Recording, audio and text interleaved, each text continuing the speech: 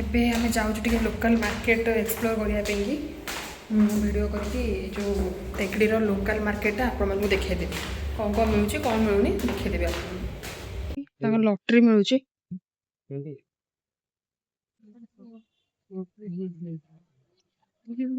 Tamil Nadu border ସେଇଟା bus ଆସୁଛି ଯୋଉଠୁ ଦୋକାନ ଏସବୁ ଲଟେରୀ ଦୋକାନ ଆଙ୍କର ଏଠି ବହୁତ ସାରା। ବାକି ଲଟେରୀଟା ଏଇଠି ଆଜି ଯଦି ଲଟେରୀ କିଣିବେ କାଲି 3ଟା ବେଳେ ଜଣା ପଡ଼ିବ ଆସିବେ ନେବା ପାଇଁକି। ଫାର୍ଷ୍ଟ ପ୍ରାଇଜ୍ କ'ଣ 1 crore, ସେକେଣ୍ଡ ପ୍ରାଇଜ୍ ଏମିତି ସବୁ ଅଛି।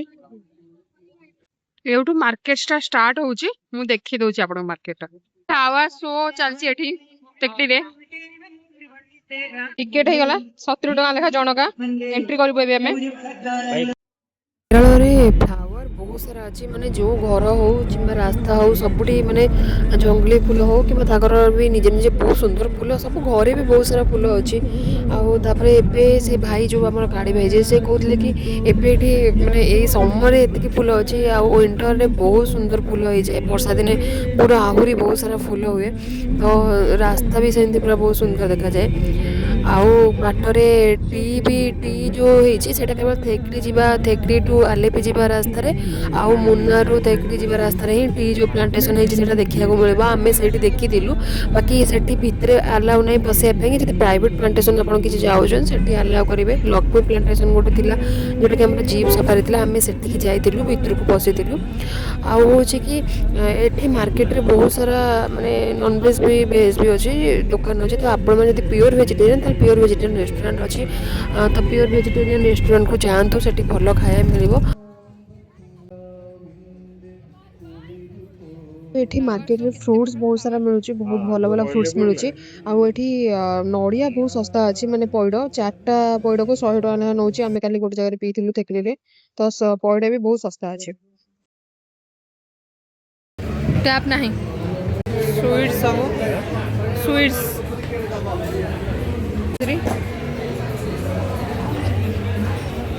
ସବୁ ପଡ଼ିଛି ତାଙ୍କର।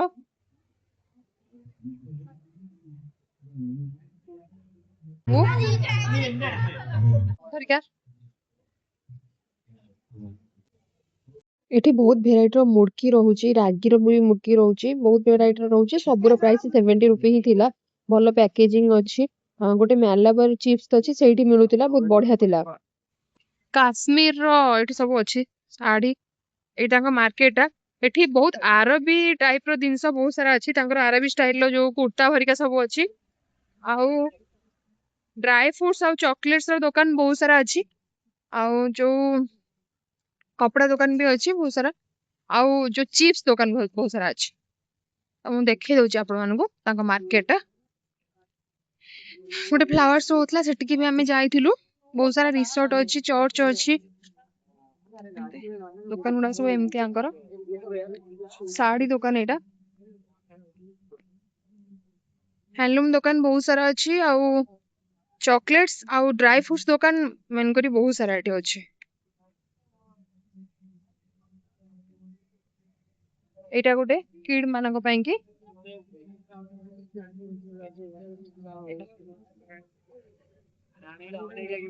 ଆରବିକ ଷ୍ଟାଇଲର ଜୁଏଲାରୀ, ଡ୍ରେସ୍, ବ୍ୟାଗ ଯାହା ବି ଚାହିଁବେ ସବୁ ଏଠି ଅଛି।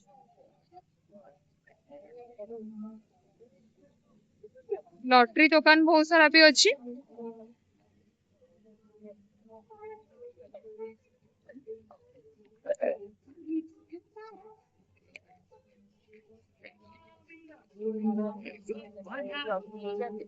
ଗୋଟେ ହୋଟେଲକୁ ଆସିଛୁ, ରେଷ୍ଟୁରାଣ୍ଟକୁ ଖାଇବା ନେବା ପାଇଁ। ପ୍ରାଇସ୍ ଟିକେ ଭଲ ଅଛି ବୋଲି ଟିକେ ଆସିଛୁ। ଏଇ ଭିତରଟା ରେଷ୍ଟୁରାଣ୍ଟ ତାଙ୍କର। ଏଠି ବହୁତ ସାରା ପ୍ରୋବ୍ଲେମ, ଗ୍ୟାସ୍ ପ୍ରୋବ୍ଲେମ ଅଛି। ଗୋଟେ ରେଷ୍ଟୁରାଣ୍ଟରେ ଆମେ ମିନିମମ୍ 3 ଘଣ୍ଟା ବସିଲା ପରେ 4ଟା 5ଟା ରୁଟି ଆଉ ଚିଲି ମସରୁମ ଧରିକି ଆସିଛୁ। ଗ୍ୟାସର ବହୁତ ପ୍ରୋବ୍ଲେମ, ବହୁତ ରସ୍ ରହୁଛି ଯୋଉ ରେଷ୍ଟୁରାଣ୍ଟରେ ବି ରହୁଛି। ଆଉ ପ୍ରାଇସ୍ ବି ବହୁତ ଅଧିକ ରହୁଛି। ଆଉ ବହୁତ ଟାଇମ ୱେଟ୍ କରିବା ପାଇଁ ପଡୁଛି। ଆମେ ୱେଟ୍ କରିକି ଆଣିକି ଆସିଲୁ ଖାଇବା। ମାର୍କେଟଟା ମୁଁ ଦେଖଉଥିଲି, ଅଧା ଦେଖେଇଥିଲି ନା ଆପଣଙ୍କୁ, ତ ଦେଖି ଦଉଛି। ମାର୍କେଟ ତ ବନ୍ଦ ହେଇଗଲାଣି ପ୍ରାୟ, ଯେହେତୁ ଆମେ ସେଠି ବହୁତ ଟାଇମ ବସିଗଲୁ। ତଥାପି ଯେତିକି ଖୋଲା ଅଛି ମୁଁ ଦେଖେଇ ଦଉଛି। ସ୍ପାଇସେସ୍ ସପ୍ ଗୁଡାକ ବହୁତ ସାରା ଅଛି। ଏଇଟା ଗୋଟେ ସ୍ପାଇସି ସପ୍। ଆଉ ଏଠି ଜିପ୍ ଡ୍ରାଇ ମାନେ ଜିପ୍ ସଫାରି ପାଇଁ କି ବି ତାଙ୍କର ଗୋଟେ ଲେଖା ସେମାନେ ଅଫିସ ଟାଇପ ର କରିଛନ୍ତି। ମସାଜ ସେଣ୍ଟର ବହୁତ ସାରା ଅଛି ଏଠି, ଆୟୁର୍ବେଦିକ ମସାଜ ସେଣ୍ଟର।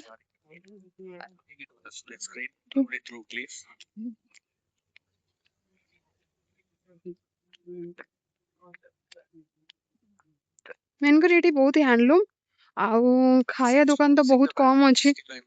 ସେଇ ଅଣ୍ଡା ଚପ୍ ଭରିକା ସେଇ ଦୋକାନ ଯାହା ଆମେ ଦିଟା ଖଣ୍ଡ ଦେଖିଛୁ। ବାକି ଗୁପଚୁପ୍ ର ଗୋଟେ ଏଠି ଦୋକାନଟେ ଦେଖିଲୁ, ଷ୍ଟଲ୍ ଗୋଟେ। ନହେଲେ ବାକି ସବୁ ଏମିତି ହ୍ୟାଣ୍ଡଲୁମ୍ ଦୋକାନ ଆଉ ଖାଇବା ଦୋକାନ, ଡ୍ରାଇ ଫ୍ରୁଟ୍ସ ଦୋକାନ ଏମିତି ସବୁ ଅଛି।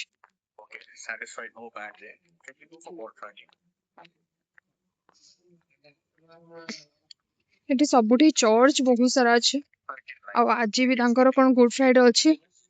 ତାଙ୍କର ଏବେ 3 ଦିନ ପୁରା ପର୍ବ ଅଛି ବୋଲି ପ୍ରାୟ ଅଧା ଦୋକାନ ବି ବନ୍ଦ ଅଛି। ଆଜି ଗୁଡ ଫ୍ରାଇଡେ, ଆମ ସଣ୍ଡେ କୁ ପୁଣି ଇଷ୍ଟର ବି ଅଛି।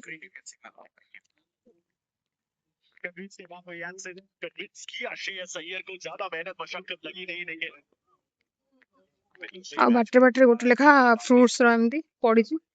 ପିଜୁଳି ବିକ୍ରି ହଉଛି, ମସଲା ଲଗେଇକି ଦଉଛନ୍ତି ପିଜୁଳିରେ।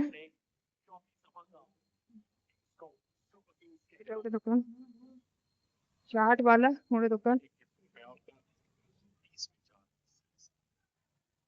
ଭେଜ ର ଅଛି ଗୋଟେ। ଠେକିରିର ମାର୍କେଟଟା ସେମିତି ଥିଲା। ଆଶା କରୁଛି ଆପଣମାନଙ୍କୁ ମୋ ଭିଡିଓ ଭଲ ଲାଗିଥିବ। ଯଦି ଭିଡିଓ ଭଲ ଲାଗି ତାହେଲେ ମୋ ଚ୍ୟାନେଲକୁ ସବସ୍କ୍ରାଇବ କରନ୍ତୁ, ମୋ ଭିଡିଓକୁ ଲାଇକ୍ ଆଉ ସେୟାର କରନ୍ତୁ। ପୁଣି ଦେଖାହବ ଆଉ ଗୋଟେ ଜାଗାରେ, ଆଉ ଗୋଟେ ନୂଆ ଏକ୍ସପିରିଏନ୍ସ ସହିତ, ନୂଆ ମାନେ ଜାଗାରେ ନୂଆ କିଛି ତଥ୍ୟ ସହିତ। ରହୁଛି, ନମସ୍କାର।